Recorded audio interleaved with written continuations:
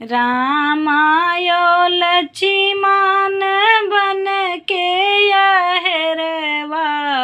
रे बन के यहरवा अरे सीता के गोड़ीला खिंचाई रे ललनवा रे सीता के गोड़ीला खिंचाई रे ललनवा केतनों के यही है सीता भीख भिखरिया रे भीख भिखरिया रे गोड़ीला बहर जीनी हो रे लालन माया रे गोड़ीला बहर जीनी जाऊ रे लालन माँ जोगिया भेल सुधई के आवार मड़वा रे आवार मड़वा अरे दिया सीताया पान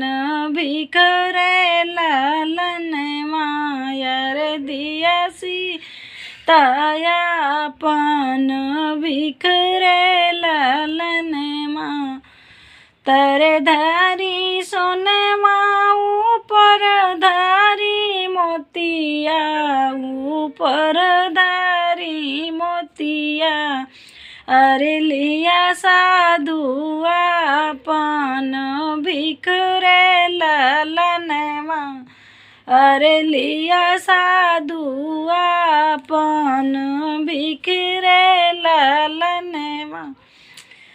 बांधीने भिख नाही लेबै मोरी सीता बांधीने भिख नाही लेबै मोरी सीता रे हम यही जनक भिखार रे ललनवा अरे हम आही जनक भिखार रे ललनवा एक पाँव धरी सीता गोड़ीला बहरवा रे दूसर पाँव गोड़ीला भीतर रे ललनवा अरे दूसर पाँव गोड़ीला भीतर रे ललनवा खिंच के रामड़वा जे रथ बैठा रे रथ बैठा अरे लई के अवधपुर जाई रे ललन माया रे लई के अवधपुर जाई रे ललन माँ रामायौ लक्ष्मण लवटी के जो आमई लवटी के जो आमई अरे देखई महल पड़ी सुनी रे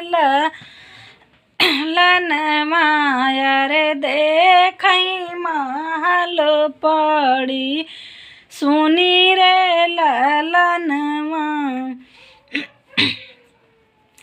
किए मोरी सीता का दयु हर लीना रे किया सीता भाई है आलो पोरे ललन माया रे किया सीता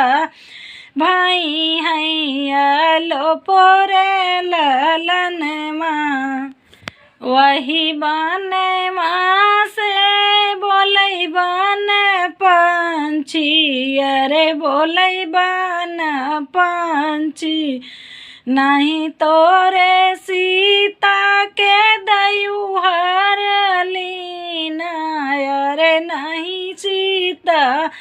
भाई हैया लो पोरे ललनवा अरे नहीं सीता भाई हैया लो पोरे ललनवा जोगिया भेलस धई के आवा रामणवा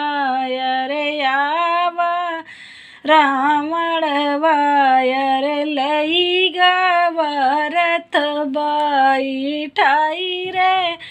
ललन मायर लई गवरथ बैठाई रे ललन माँ। इतनी बचन सुने रामायौ लक्ष्मण अरे रामायौ लक्ष्मण अरे कोपी गाए भगवान रे ललन माँ अरे कोपी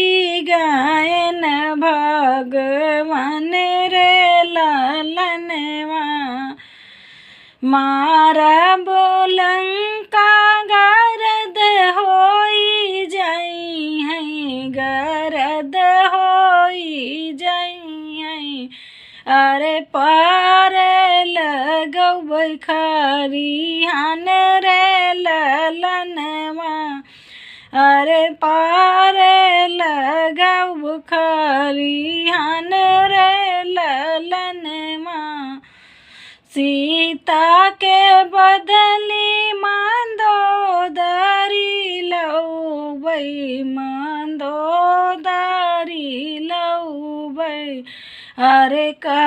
करी है रावण हमार रे ललन माया रे का